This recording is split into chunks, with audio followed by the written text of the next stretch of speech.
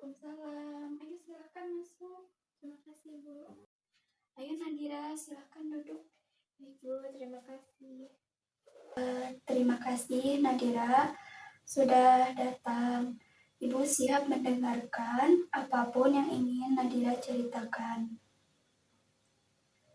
Baik, sebelum memulai sesi hari ini, perlu kita sepakati bersama bahwa sesi ini akan berjalan selama 30 menit ke depan. Ibu akan menjadi fasilitator yang akan membimbing Nadira supaya Nadira dapat mencari dan menemukan sendiri jalan keluar atas permasalahan yang Nadira hadapi. Dalam proses konseling ini ada yang namanya teknik asosiasi bebas, di mana teknik asosiasi bebas ini Nadira bebas menceritakan semua beban yang ada di pikiran Nadira, semuanya bisa diceritakan. Selama sesi konseling ini, Nadira bebas mengungkapkan cerita secara jujur yang ada di pikiran dan yang dirasakan Nadira. Nah, Ibu akan menjaga kerahasiaan dan privasi. Di dalam konseling juga ada yang dinamakan asas-asas konseling. Ada asas kerahasiaan dan asas kesukarelaan.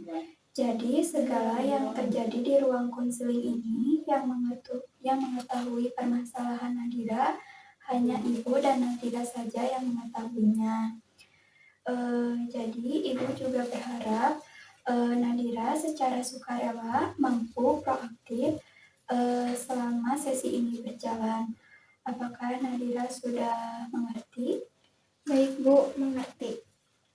Oke Nadira, apakah posisi duduknya sudah nyaman? Sudah Bu.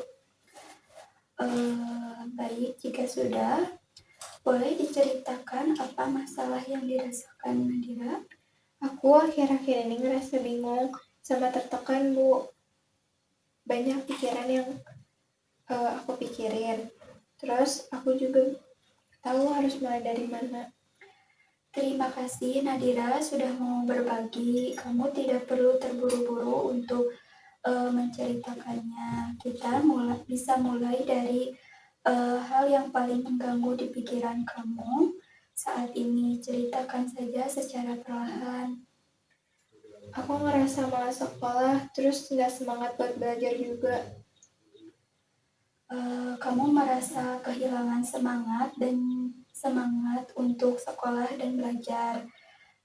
Itu bisa terasa sangat melelahkan dan membingungkan. Boleh Ibu tahu sejak kapan kamu mulai merasa seperti ini?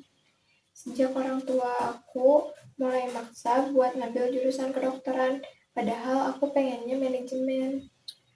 Baik, Ibu memahami Nadira. Di satu sisi kamu punya keinginan sendiri, tapi di sisi lain ada tuntutan dari orang tua. Itu pasti membuat kamu merasa tertekan. Kalau boleh Ibu tahu, apakah kamu sudah mencoba berbicara kepada orang tua kamu tentang keinginan kamu? Belum Bu, aku takut. Apa yang membuat Nadira takut? Setiap aku mau bilang keinginan aku malah ingat waktu kecil. Kalau dulu aku menyuarakan keinginan aku, malah dimarahin. Baik, Ibu bisa simpulkan bahwa permasalahan yang dialami Nadira berasal dari tuntutan keinginan orang tua Nadira dan ada rasa takut karena ada pengalaman masa lalu yang membuat Nadira takut untuk mengungkapkan apa yang Nadira inginkan. Betul Bu, begitu. Nah, setelah kamu ceritakan tadi gitu, apakah kamu sudah terpikir langkahnya yang ingin kamu coba lakukan untuk menghadapi situasi ini? Aku mau nyoba buat ngobrol pelan-pelan ke orang tua aku. Bagus sekali Nadira. Itu langkah yang bagus, dan Ibu yakin kamu pasti bisa. Komunikasi dengan orang tua memang tidak mudah, tapi kamu bisa mencobanya secara perlahan. Kira-kira kapan kamu mau mencoba bicara dengan orang tua kamu?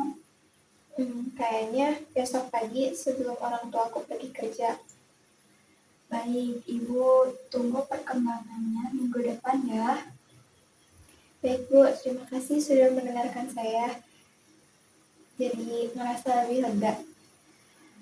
Sama-sama Nadira, Ibu juga senang kamu bisa bercerita dan terbuka kepada Ibu. Semangat ya, kamu pasti bisa. Ya Bu, kalau gitu aku izin kembali ke kelas lagi ya. Baik Nadira, silakan. Terima kasih. Assalamualaikum. Waalaikumsalam.